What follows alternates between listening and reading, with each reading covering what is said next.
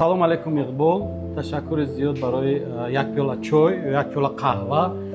خب بگوید که چند سال است در امریکا هستید و با چی کار مشغولید؟ من از 2012 در امریکا هستم و اصلا رشته من انجینری ساختمانی است، سیویل انجینیرینگ، و در پالیش هم تجارت شخصی دارم. چی تجارت دارید؟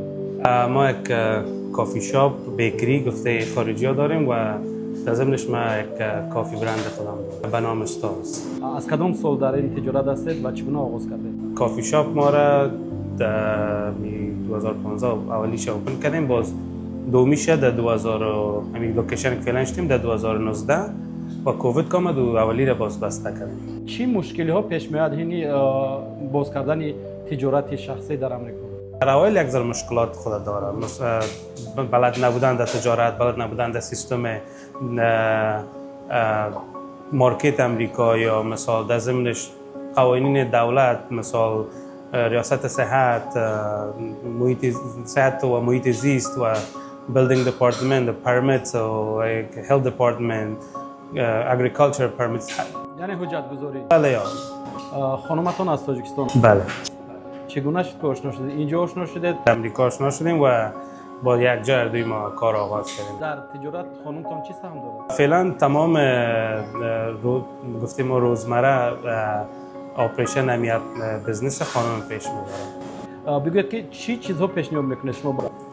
ما شیرینی باب که تمامش خود ما داخل استور خود ما جور میکنیم. ما یک آشپز یا پیستری شف داریم که دیگریش از فرانسه داره برای رشته پیستری، و در ضمنش کافی ارگانیک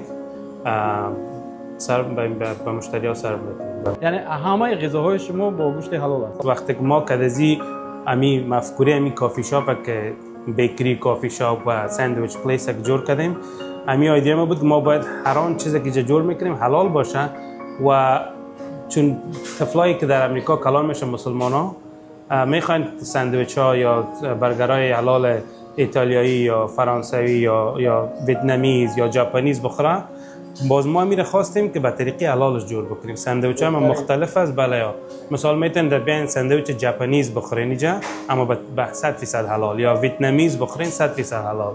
برای اون نفرانی که میخوان در این جوده قدم بگذارن چی مصلحت میدید؟ در امریکا یک کشور فرصت است، هر قدر از فرصت‌های خوبش استفاده کنین بهتر است، و هر آن کسی که تواناییش داره میتونه 100% باید برای خود کار بکنه.